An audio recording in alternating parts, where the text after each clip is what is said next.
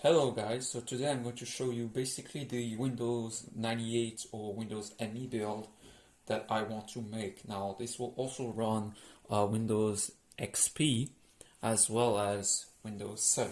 So let's take a look. So first of all, here is the motherboard itself. Now the CPU itself. I need to be careful with the pins. So this is a Core 2 Duo clock at 1.8 gigahertz. So this is the 65 nanometer processor. There are a few other ones as well. Now I could actually upgrade this to a quad core with the Core 2 Quad, but this does require a BIOS mod on this motherboard. And there is actually a blog post about upgrading this exact motherboard, but I won't do that yet. So let's put it back. And so this is basically how you put a CPU in an LGA 775. Next up we have the Pico PS2 itself, because I intend to put this in a case with a hole for the Pico PS2. So we will be using an external power supply. Now this won't be a big issue because I do have a 200 watts power supply, which is 12 volts also. And we also have 2 gigs of DDR2 memory. Now this motherboard does not support 800 megahertz, so the memory will be clocked down to 667 megahertz. I believe it is possible to overclock the RAM, and with a custom BIOS it is also possible to change the RAM timings as well. So we will be doing that. But the chipset that this motherboard uses, it does not support dual channel memory. So this is single channel memory only. There is actually a previous revision of it, which does support dual channel memory. But usually these boards are like AGP and PCI Express combos. And that means that the PCI Express slot is going to run at 4x. Rather than 16x. So if you use, say, a modern GPU like this one, the speed will be 3 times worse, basically, than normal. So yeah, and if we take a look at the I/O, it's nothing fancy. You have like 4 USB 2 ports, Ethernet, a FireWire, which I won't be using, an integrated Intel HDA sound card. In this case, this is the ALC 888. 2 PS2 ports for a keyboard and mouse. And this is, I believe, for optical sound, which I don't think I'll use. Now, let's take a look at the cards that I will be using with this motherboard, or at least the ones that I'm considering using. So first of all, this is the Ethernet card. This one is quite basic really, and it should support DOS, Windows 98, ME, as well as Windows 10 if I want to. So this should be pretty much I drop it into the motherboard, I install the drivers, and it should be ready. Now, let's talk about sound cards. Now, I at least want to have pretty much like basic compatibility with DOS games. Now, we have several options. There is the ESS Solo-1, which does support which is supported on this motherboard. So basically, if we use the ESS Solo-1 on this motherboard, I can set it to TDMA mode, and compatibility in DOS games should be pretty good. The other alternative is the Aureal Vortex 1. This will also work on a modern LGA motherboard, and I believe this will even work behind a PCI Express bridge. So if you actually intend on having a decent sound card that supports not only A3D but also okay sound support under DOS, the Aureal Vortex cards are pretty good options actually, as long as you can put DOS or Windows 98, that is. Now the next one is the Audigy 2ZS. Now this is a pretty good sound card with excellent sound output.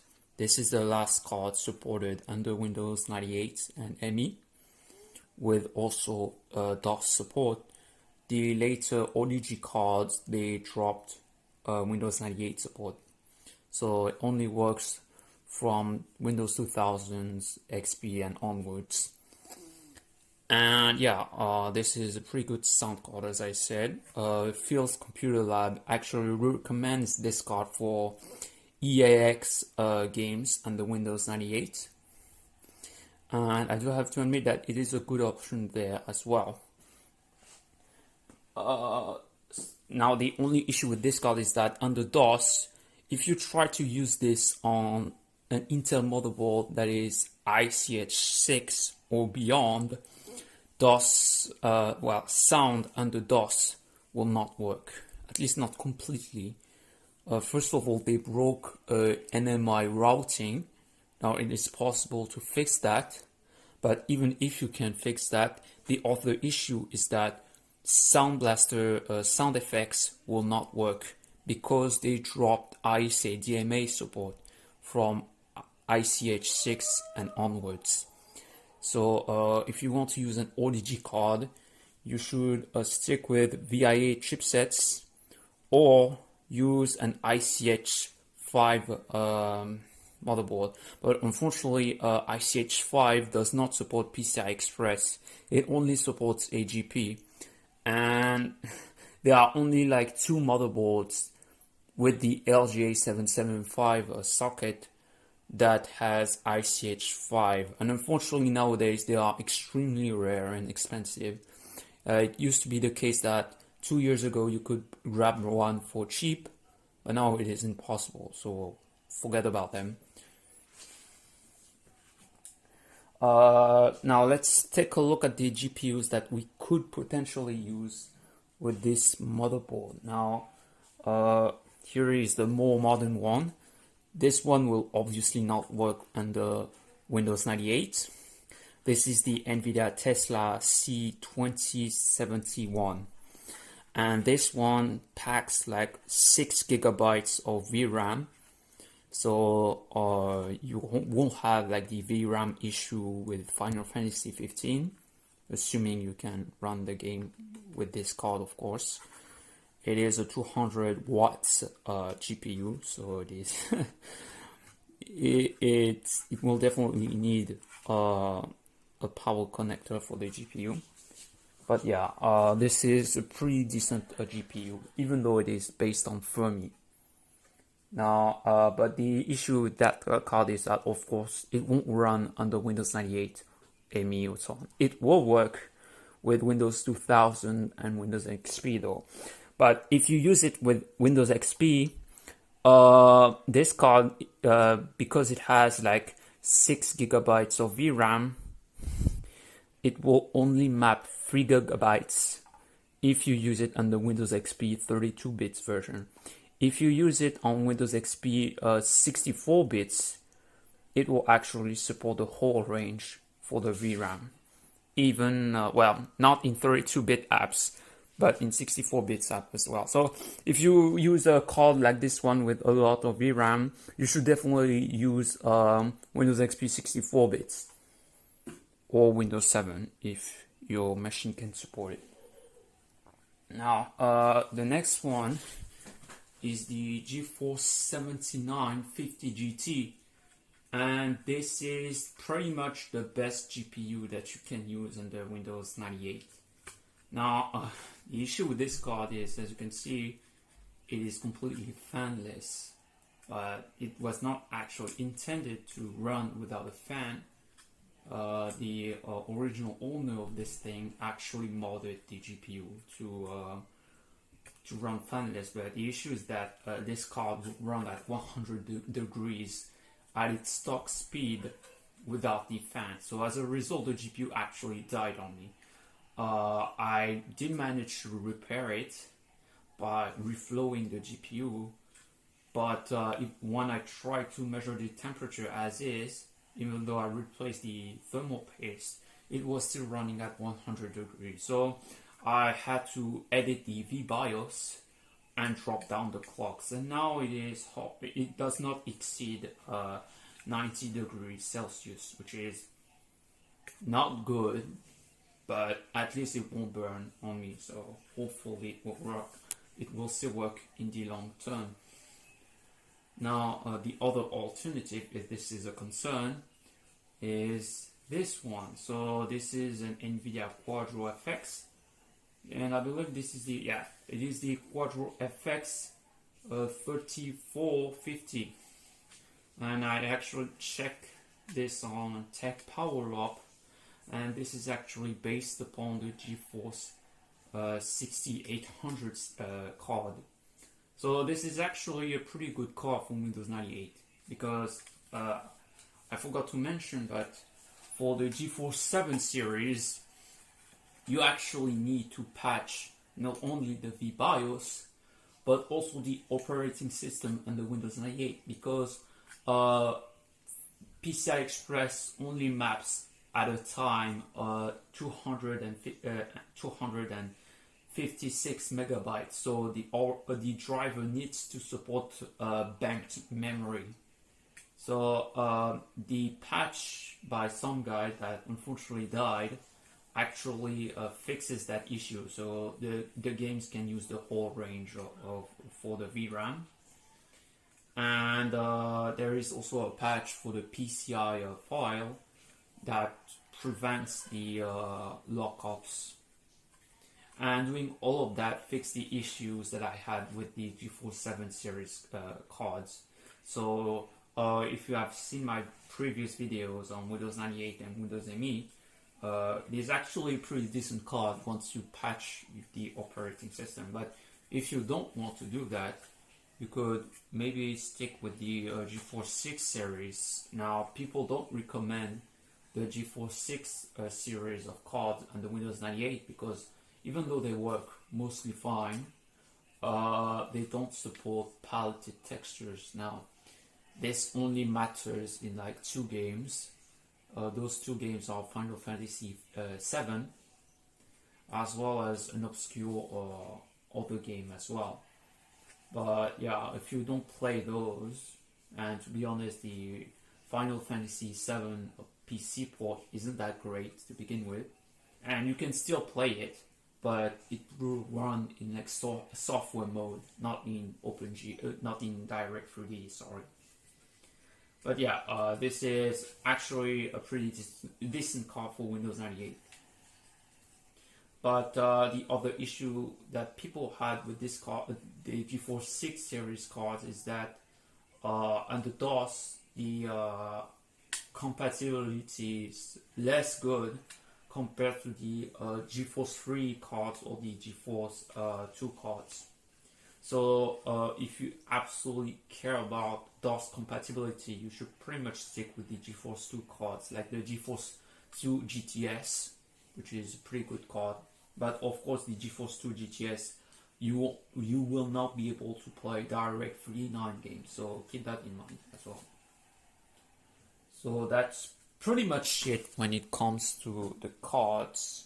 Now, I actually had to order a newer cooler with the bracket because the bracket that came with the motherboard,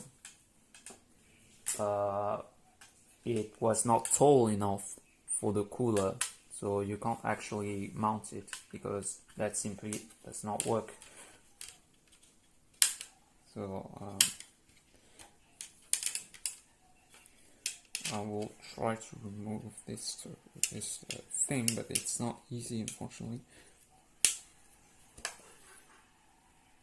Yeah, so, and I need to be careful with not shorting the ground plane because that would be bad.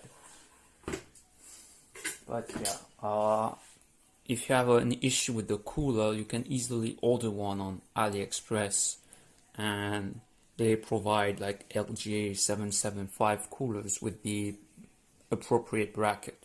So yeah. I don't mean bracket. This is the back plane. Sorry, the I/O bracket is this, which is nice to have. Nice to have. Sorry. Now, when it comes to the hard drive, you have several options. Now, on this motherboard, SATA is supported. So, if I want to use an SSD on this thing, I can just use that instead. You can also use IDE, and this will mostly matter if you use like a CD-ROM drive, though you can also use SATA for that, or if you want to use a floppy drive. But yeah, this one does not have a connector for the floppy drive, I believe. Yeah, this is just IDE. Not that it matters, to be honest, because I don't use floppy drives. I do have one, but I don't have any floppies for it. So, yeah. Now, about the games, you have several options, but this is what I'll be trying on this PC, along with a few other games as well. So, Empire Earth. This one has the DLC as well as the original game. Oh fuck, I actually showed you the serial code. Well, never mind. Yeah. So, The Last Remnant. This game was the first one to use the Unreal Engine 3. So, this does require a Direct 9 card with shader model 3 support. So this will be a good test for that, and this will definitely not work smoothly on the low-end GeForce 6 card. You will really need the best of the best GeForce 6 or GeForce 7 series cards. On this card, I actually got at 720p 30 FPS average, so not too bad. On this card, I believe I should be getting 20 FPS or so. So not too bad either. Next up, we have the Rayman Collection. This was released for the 10 years anniversary of the Rayman series. And this has Rayman M, Rayman 2, Rayman 3, and also amusingly the Prince Studio game. And yeah, it's all in French, of course. I bought this very cheap for €1. So this was definitely worth it because these games are actually quite good. Now, you can also get Rayman 2 and Rayman 3 on GOG, as well as Rayman M. And the games on GOG will have no DRM. So you can just copy the game to the hard drive and it will run. It's pretty neat. We will be also playing the PC port of Billy Hatcher and the Giant Egg. This was only released in Europe. The PC port is it runs okay, but it does not support widescreen. It has some issues as well, but it runs okay for the most part. Next up, we have Sonic Riders. Now, I actually loved this game back then, but a lot of people also trashed on it because they couldn't understand the controls, and this game does have a learning curve. Basically, you need to press, before you do the tricks up in the air, you need to hold A shortly before you jump. So yeah, this is how you play the game basically. Sonic Heroes. This game is quite unique. So basically, you control a team of 3 characters, and each of them has their own powers. So one can fly, one is fast, and one can destroy enemies. And you go through the levels and all with some bosses as well. It's not a bad game. It's not as good as Sonic Adventure 2, but this will run pretty well on PCs of the time. You can also patch the game to force it to 1080p mode, but you will get some graphical glitches if you do that, so don't bother. Now, Chaos Legion, I bought this because this was one of the few PC games that Capcom released, and this game has like a lot of graphical issues. It is also quite sensitive, so basically if your GPU is not 100% stable, you will get graphical glitches in this game. It is also infamous for the DRM that it came with, so definitely use a no CD patch for that game. Now, there is also a PC port of Beyond Good and Evil, and I've played it, but I'm not too into it. A lot of people love it, but it's not for me. But we will be using it to benchmark it. And spoiler, it does actually run pretty good on this one. Next up we have Tomb Raider 5. So this was the last Tomb Raider game that used the original engine, and this was also the last one on the PS1 as well. So this was also called in English Tomb Raider Chronicles, because basically in Tomb Raider 4 they sort of killed Lara Croft, and so this is basically sort of like her before that happened. So yeah, I don't like the Tomb Raider games because they are way too difficult, and I don't like the tank controls. And finally, we will be also playing Fear. Now, this game was destroying PCs at the time, especially if you set it to Ultra. It's not so much of a CPU bottleneck, even though it does recommend a Pentium 4 clocked at 1.7 GHz minimum, so that is quite substantial, because if we take a look at Sonic Riders, the minimum specs are for a Pentium 3 clocked at 1 GHz. This one demands a Pentium 4 at 1.7 GHz, so yeah. I do have to mention that this should run okay on the Pentium 3 duality processor, but you won't get high frame rates if you do that, so be warned.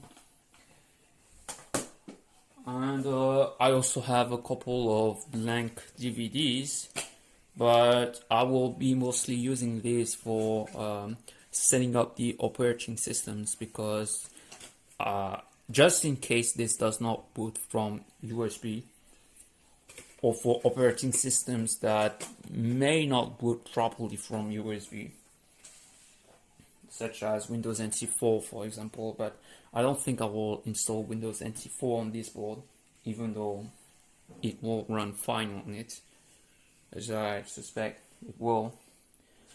So yeah. Oh, and right. So here's the interesting thing. So this is sort of like a wireless mouse and keyboard combo, but it sort of looks like a gamepad basically. So if I say I want to move a character, I can just use the cursor pad and then set the jump keys to one of the keys. Now I do need to be careful about the OK button because it is mapped to the enter button.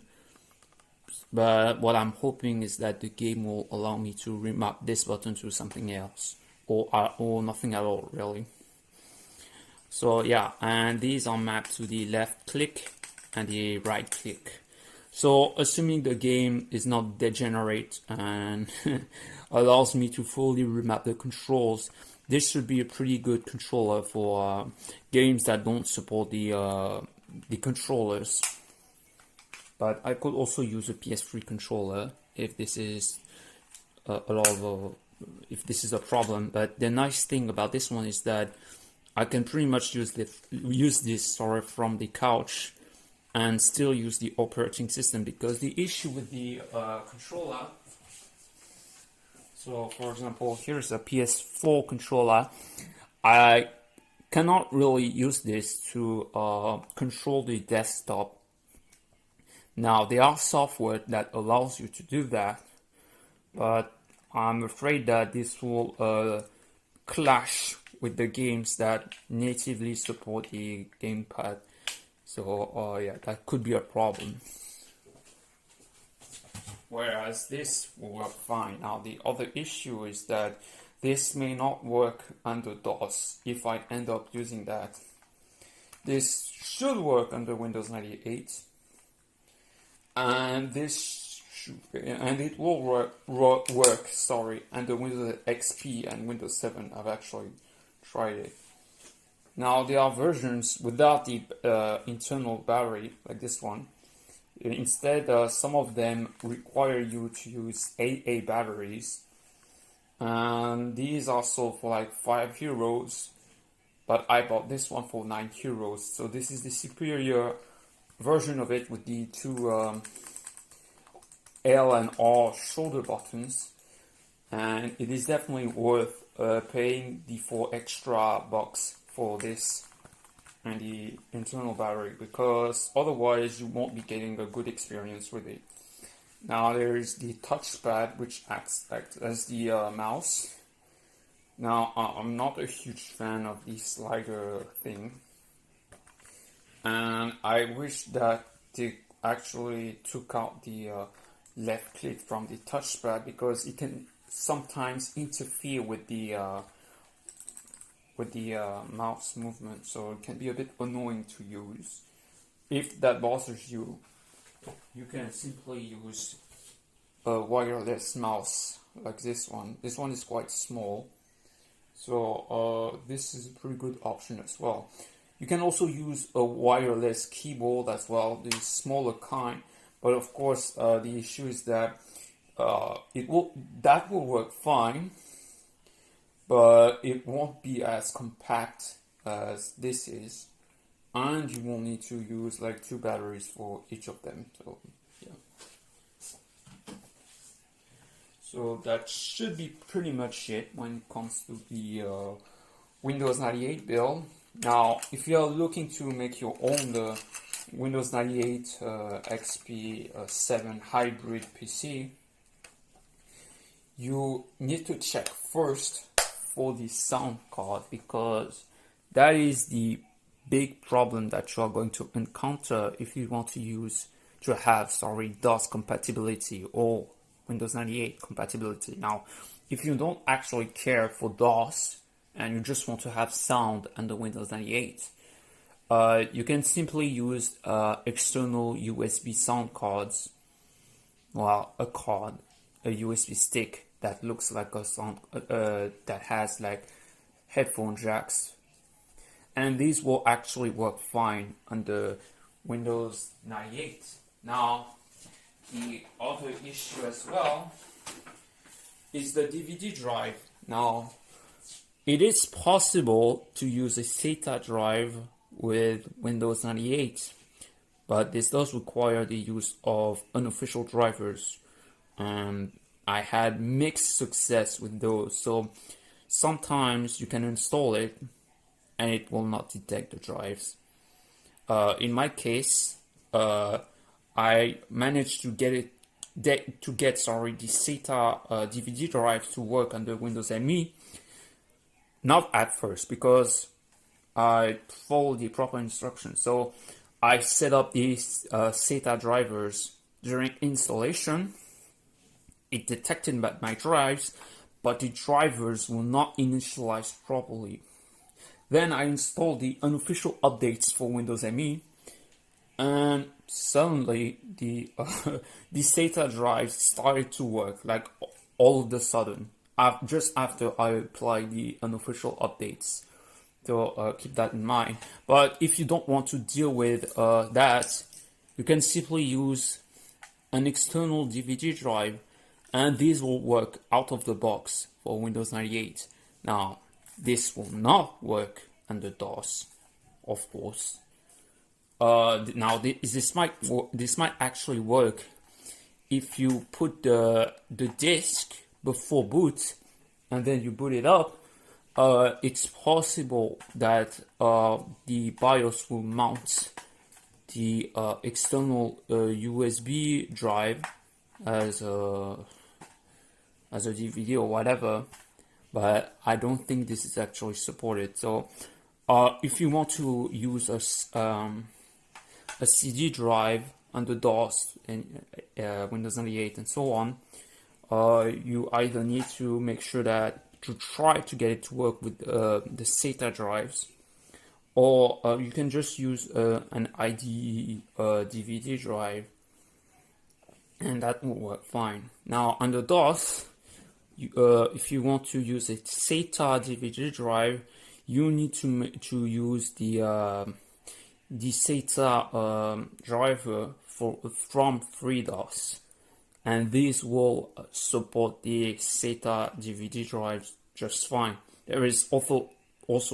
another alternative for DOS that will also work fine for the SATA drives. But if you don't actually want to bother with setting up the SATA drive, you can just install FreeDOS on this, then do a dual boot with Windows 98, and or you can even have a triple boot, so DOS, Windows 98, Windows 7 or XP, and even a quadruple boot, or a boot with not 5 operating systems, because if you use the MBR partition type for the drive, you can only use 4 operating systems. So what I would recommend is something like DOS, Windows 98,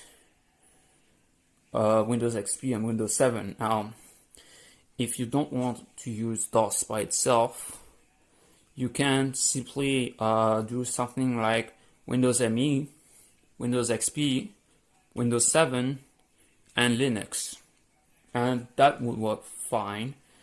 Now, if you use Windows ME, there is no option to restart to DOS from the operating system. It is possible to install a patch that allows you to access real mode, but that only happens during the boot. So basically you choose Windows ME, and you can have like a menu to select between DOS and Windows ME. That's what I used in my last video about Windows ME, and that works fine, and most people should be happy about. Well, maybe they prefer the convenience of Windows 98, but you have to keep in mind that even though Windows 98 does support the option to restart to DOS, I've noticed that with GPUs like this one, the frame delivery was not optimal. It was stuttering like a bit like crazy. I wouldn't say crazy, but it was quite noticeable enough to be quite annoying. On Windows ME, the stuttering was mostly 0 or very minimal, and I don't know why, but I believe the internal improvements to Windows ME definitely fix that issue. It's possible that if you install the unofficial updates for Windows 98, it will fix that issue. But what happens is that when I install the unofficial updates for Windows 98, most of the times I would just get lockups. So I had more success with the unofficial updates for Windows ME because there are far less there are like far less updates for Windows ME to apply. So that should be pretty much it when it comes to making my own Windows ME or Windows 98 PC build. My hope was to have sort of like a decent build that can also surf the modern Ethernet. Now, once I get this up and running, I will be looking into doing a BIOS mod and put a core to quad in there as well, and this should allow me to play some more modern games as well. Not all of them, because this motherboard is limited to 4 gigabytes of DDR2 memory, but it should I should be able to play most games up until 2017 or so. Well, 2017 is maybe stretching things a little bit, but you know, most games up until that point. So anyway, guys, that's all there is to say. Thank you and bye. I will update you when I get my new cooler for this motherboard, because right now it does work, but I can't test further than that. All I know is that it boots, even though, as you can see, there is like some damage to the South Bridge chipset, and I was worried that it was not working, but it does work. So, yay.